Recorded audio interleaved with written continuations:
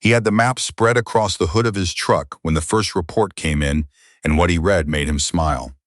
12 soldiers, 1 forward operating post, fuel reserves for maybe 4 days, communications range limited to 40 kilometers, and a storm moving in from the northwest that would ground any air support for the next 72 hours. Colonel Vadim Zhirkov folded the map with the careful precision of a man who had already won. He handed it to the officer beside him and said, simply, "Tell the column to move at first light." He did not ask about the ridge to the east. No one had told him about the ridge. The post sat at 2,800 meters above sea level on a narrow shelf of rock that the locals called, with some dark humor, the balcony. It had been carved out of the mountainside by a previous generation of soldiers who had fought a different war for different reasons, and what they had left behind was a series of reinforced concrete rooms, a generator that ran on diesel and optimism, and a view that stretched 40 kilometers in every direction on a clear day. On the morning of the 14th, it was not a clear day. Staff Sergeant Jonah Reyes stood at the eastern observation window and watched the clouds build over the valley below. He had been at the balcony for 11 days. The rotation was supposed to be 30. He was not counting the days the way some soldiers counted, scratch marks, ritual, but he was aware of the arithmetic in the way a person is aware of a low-grade fever, constantly, without quite acknowledging it. "Weather Service says it holds through the week," said the soldier behind him. Corporal Danny Foss, 23 years old, from Lubbock, Texas, who had a habit of quoting weather services in the same tone other people quoted scripture. "Weather Service has never been to the balcony," Reyes said. Fosse looked at the clouds. Fair point. There were 12 of them total, 3 on rotation at any given time, 9 cycling through rest and maintenance. The post had been established to monitor a corridor through the mountains that command believed was being used to move supply convoys. Fuel, electronics, the small critical components that kept larger operations alive. Reyes's job was to watch and report, not engage, not interdict. Watch and report. He had been watching and reporting for 11 days. Nothing had moved through the corridor. He did not yet know that this was not because nothing was there. It was because they were waiting for the storm. She arrived on the afternoon of the 13th, which was the day before everything started moving, and she arrived alone, which was the first thing Reyes noticed. The supply helicopter came in low against the eastern wall to avoid the wind shear off the summit, and when it touched down on the small pad cut into the rock, the door opened and one person climbed out. No second passenger, no large crates of equipment, just a soldier with a rucksack, a long, hard-sided case that she carried in her right hand with the easy familiarity of someone who had been carrying it for years, and a smaller bag over one shoulder. Reyes met her at the pad because he was the ranking NCO, and it was protocol. She handed him a set of orders without being asked. He read them, read them again, and then looked at her. "Specialist Nora Vane," he said. "Not a question." "Yes, Sergeant. These orders put you under my command for the duration of a support mission, but the mission parameters are classified above my clearance." "That's correct." He looked at her again. She was perhaps 28, with the kind of stillness that some people develop through meditation, and some people develop through a different process entirely. The process of learning to wait for long periods of time, without moving, without making sound, without doing anything except watching. Her eyes were dark and steady. She was not nervous. She was not impatient. She was simply there, in the way that a piece of precision equipment is simply there, present, functional, waiting to be used correctly. "Do you need anything from me?" Reyes asked. "A map of the eastern approaches, elevation data if you have it, and I'd like to look at the ridge." "The eastern ridge? There's nothing on the eastern ridge." "I know," she said. "That's why I want to look at it." She spent 4 hours on the ridge that afternoon. Reyes sent Foss with her, protocol again, and Foss came back 2 hours later than expected, looking mildly sunburned and slightly dazed. The way people sometimes looked after spending time in the presence of someone who understood something much larger than the immediate conversation. "She spent 40 minutes lying on one specific rock," Foss told Reyes, "just lying there, not looking through the scope, just lying there with her eyes open." "What was she looking at?" "The valley." "And she kept checking her watch." Foss paused. "And she had this little notebook, kept writing numbers. Reyes thought about the orders in his breast pocket. Support mission, classified parameters. He thought about the long case she had carried off the helicopter with her right hand, the weight and dimensions of it. He had been around enough weapons to recognize the silhouette. He thought about a soldier who spent 40 minutes lying on a rock writing numbers in a notebook. "Did she say anything?" he asked. She said, "The wind shifts at 1400, drops to almost nothing for about 22 minutes, then picks back up from the northwest." And then she wrote more numbers. Reyes nodded slowly. "Tell the others she's here on support. That's all they need to know." "What kind of support?" He looked out at the ridge. The sun was dropping behind the western peaks. In the valley below, 40 kilometers out, something he couldn't see yet was beginning to move. "The kind we didn't know we needed," he said. The radio signal came in at 037 hours. It was weak, bouncing off the mountain walls in a way that degraded it, but the intelligence analyst at the regional command post, a 26-year-old named Ellis Wark, who had been awake for 19 hours and was on his third cup of coffee, recognized the pattern in the fragmented data and pushed it up the chain immediately. A column, 14 vehicles, moving through the eastern approach corridor under the cover of the incoming storm front. Zhirkov had timed it well. The storm would arrive by mid-morning, grounding air assets for 72 hours. The column would be through the corridor and dispersed before any response could be organized. The 12 soldiers at the balcony were not equipped to interdict a 14-vehicle armored column. They were not supposed to be. They were observers. That was the whole design. What Zhirkov had not accounted for, what no one had accounted for, because there was no reason to account for it, was the single set of orders that had put specialist Nora Vane on a helicopter 13 hours before the column began to move. She was already on the ridge when Reyes got the alert. He didn't know how she knew to be there before he'd gotten the signal. Later, when he had time to think about it, he would work through the logic and arrive at the answer. She had been watching the approach corridor since she arrived. She had identified the optimal window for a column movement, the storm front, the narrow pass, the timing that would put them in position before dawn, and she had calculated backward from that to determine when she needed to be in position herself. She had been on the ridge for 40 minutes before the column started moving. When Reyes found her, she was behind the scope. He had been a soldier for 11 years. He had been in 4 different operational theaters. He had seen snipers work. What he saw when he crouched behind her on that dark ridge was something he had not seen before, and what distinguished it was not the technical elements, the steady breathing, the stillness, the controlled environment she had built around herself, with a small windbreak of stacked stone on either side, but something in the quality of her attention. She was not tense. She was not even particularly focused, in the way that word implied effort. She was simply watching in the way that a very calm person watches a fire, completely absorbed, completely present, with no internal conflict between what she was seeing and what she understood. "How far?" he asked, keeping his voice low. "Lead vehicle is at 3,100 meters. The pass narrows in another 2 kilometers. That's where I need them." Reyes did the math quickly. 3.1 kilometers, 3,100 meters. He had known shooters who worked at 1,000, 1,500 on a good day, with optimal conditions, with dedicated spotter support, with a weapon built specifically for the distance. 3,100 meters was, he checked himself, because the thought forming in his mind felt like the wrong response to the moment. It was not a standard engagement range. It was not a range most people in his experience considered a range at all. "What's your maximum confirmed?" he asked. She didn't answer immediately. She was watching the lead vehicle move through the pale green of the thermal scope. 2,700, she said finally. "But the conditions here are better than that engagement." A pause. "The wind window at 1,400 that I told your corporal about, there's a smaller version of it each morning, around 0340. Lasts about 14 minutes.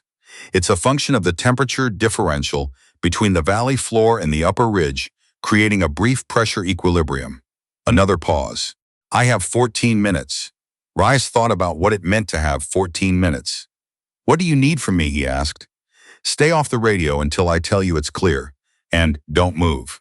At 0339, the lead vehicle of Zhirkov's column entered the Narrows. Zhirkov himself was in the fourth vehicle, a decision he had made for security reasons, and one that would matter later. The lead vehicle was a light armored carrier, its job to clear the path and identify any obstacles before the heavier vehicles behind it committed to the narrow passage.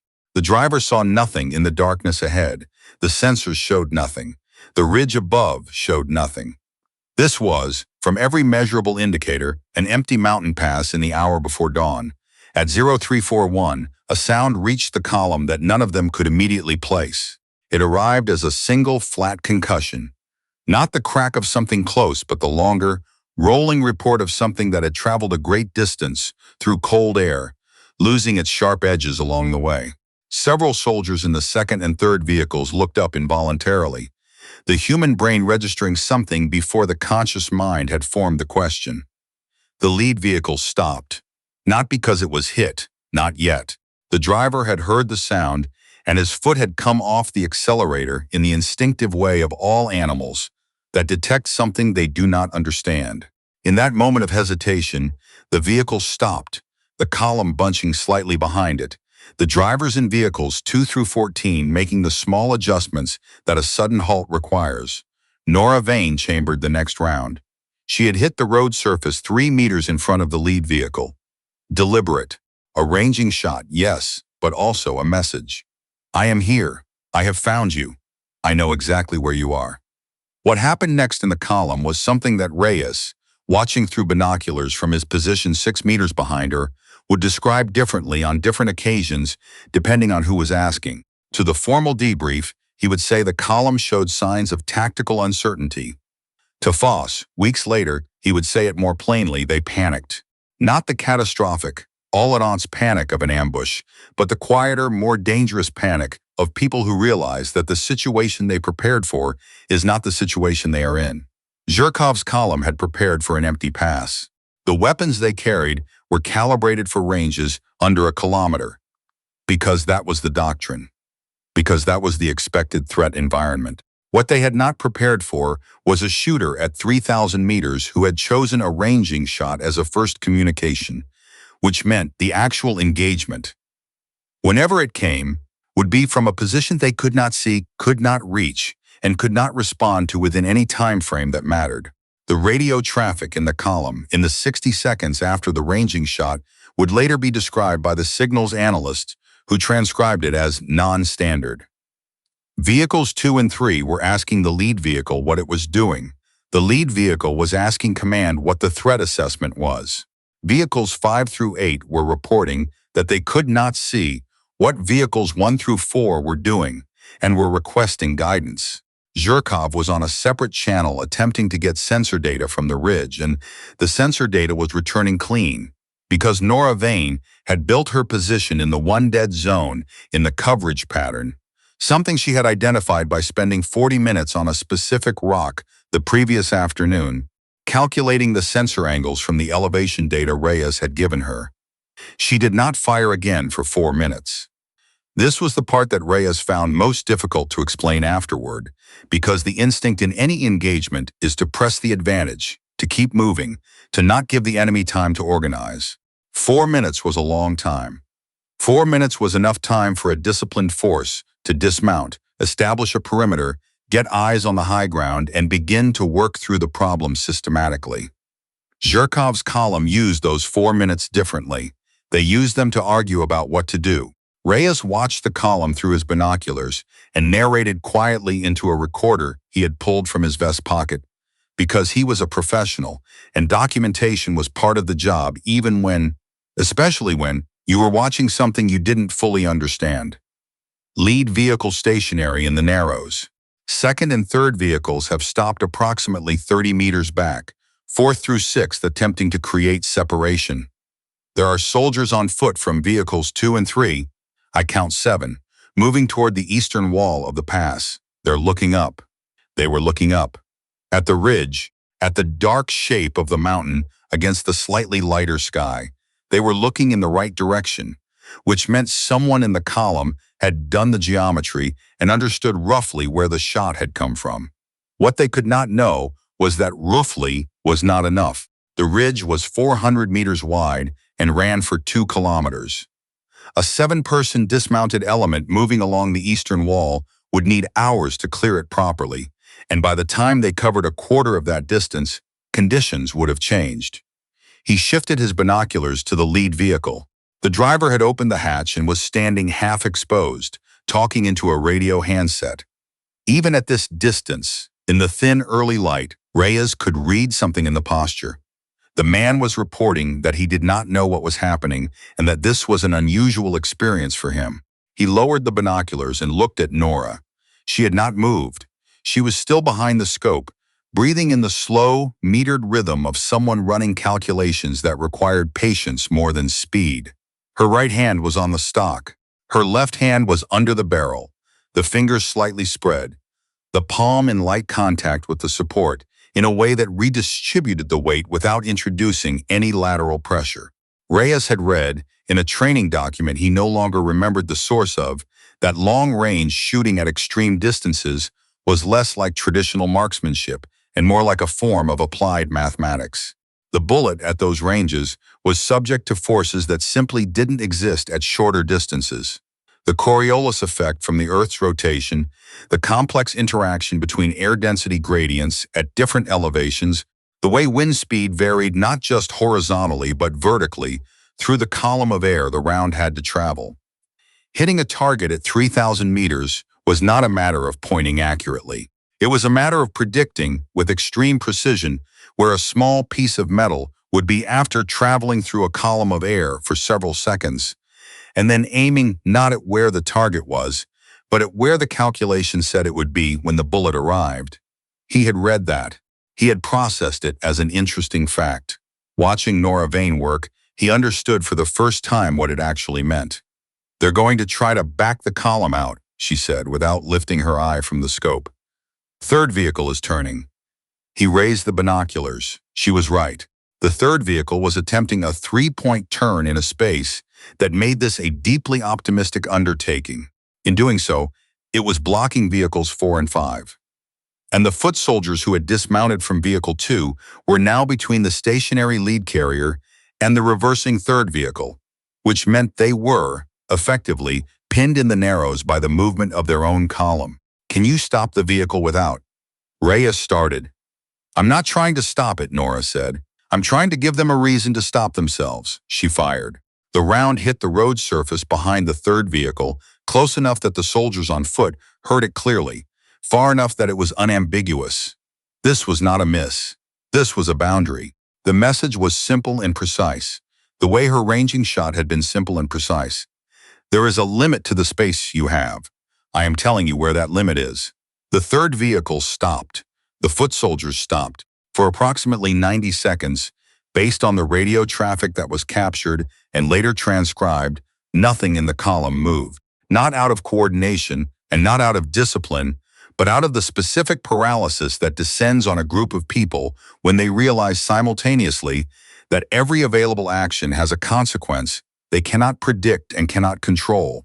Reyes found out later that Zhirkov, in Vehicle 4, had spent those 90 seconds attempting to contact air support and had received confirmation that no air assets would be available for 68 hours due to weather. He had then attempted to contact artillery coordination and had been informed that the nearest indirect fire asset was out of range of the corridor. He had then contacted command and asked for guidance, and command had told him to use his best judgment, which is what command says when it doesn't know what to tell you and doesn't want to be responsible for what happens next. Zhirkov was not a stupid man. He had planned this operation carefully, had chosen the timing and the route with the specific intention of avoiding exactly this kind of engagement. He had been unlucky, if luck was the right word, and Reyes would later argue that it wasn't, that what had happened was not luck, but preparation meeting opportunity in the precise form of a specialist with a long case who had climbed a helicopter 12 hours before he'd started moving. He made the call. The column would hold in place. They would wait for weather to clear before attempting to continue or withdraw. It was the most conservative available option and also the most expensive in time and logistics. And Zhirkov understood this, and he chose it anyway, because the alternative, continuing to move through a pass while someone at a distance he couldn't reach dropped rounds within 3 meters of his vehicles, with a precision that suggested the next shot wouldn't be a message, was not a real option. He got out of his vehicle, walked to the front of the column, looked up at the ridge for a long time, and then went back to Vehicle 4 and closed the hatch. Reyes had been up for 22 hours when command confirmed the hold and began coordinating the response. Additional assets. The forward deployment of interdiction units who would reach the corridor entrance before the storm cleared, the kind of organized, resourced response that was only possible because someone had bought 72 hours, with a ranging shot and 4 minutes of silence. He found Nora breaking down her position on the ridge as the sky went from black to the particular deep blue that comes just before real light. She was working quickly but without hurry, the practiced movements of someone who had set up and broken down this specific configuration many times. He watched her pack the components of the long case with a care that wasn't ceremony but something quieter, the habit of a person who understood that what she was putting away was a precision instrument that had to be right the next time and the time after that. 14 vehicles, he said. You stopped 14 vehicles. She closed the case and latched it. The column stopped itself, she said. I just made the geometry clear. He thought about that. He had been turning it over in his mind for the last hour, the specific things she had done and the way she had done it, and he kept arriving at the same place. She had not tried to destroy the column. She had not tried to eliminate the threat by eliminating the people who constituted it.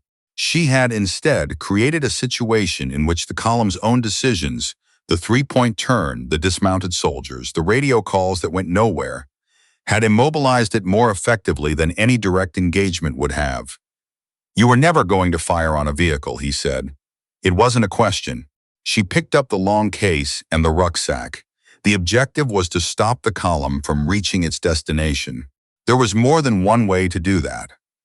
She looked at him for a moment, and there was something in her expression that was not quite satisfaction and not quite exhaustion, but somewhere in the middle, the look of a person who has completed a complex calculation and gotten the answer they hoped for. The geometry gave me options. I used the one that accomplished the mission. Without anyone in that column knowing what had hit them. Without anyone in that column getting hit, she corrected. That's different. He looked out over the valley. Down below, 14 vehicles sat motionless in a mountain pass, waiting for weather that would bring with it not the clear road they expected, but a coordinated response they were in no position to avoid.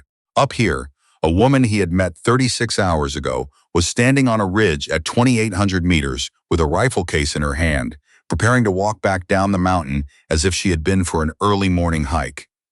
Command is going to want a report, he said. They'll get one. They're going to have questions. She nodded. They usually do. Reyes had one more question himself, and he'd been holding it since the moment she'd told him the wind window was 14 minutes. He asked it now, because they were alone on the ridge, and the column was stopped, and it was that kind of morning. The first shot, he said, the ranging shot. You put it 3 meters in front of the lead vehicle. Yes. At 3,100 meters. Yes, in a 14-minute wind window, 12 minutes at that point. I'd use 2 on final calculations. He let that sit for a moment. You spent 2 of your 12 minutes on final calculations, and then you put the first round 3 meters in front of a specific vehicle at 3,100 meters. Nora looked at him with the same steady, unhurried expression she had been wearing since she got off the helicopter. The first shot was the message, she said. The message doesn't work if it's not accurate. He didn't have anything to add to that. They walked back down the ridge together as the storm arrived from the northwest, right on schedule, and the sky closed over the mountain and the valley, and the 14 vehicles sitting very still in the pass below, and somewhere in the 4th vehicle, a colonel who had thought he had accounted for everything was beginning to understand the specific dimensions of what he had failed to account for. The balcony was quiet. The generator ran steadily. Down in the valley, nothing moved.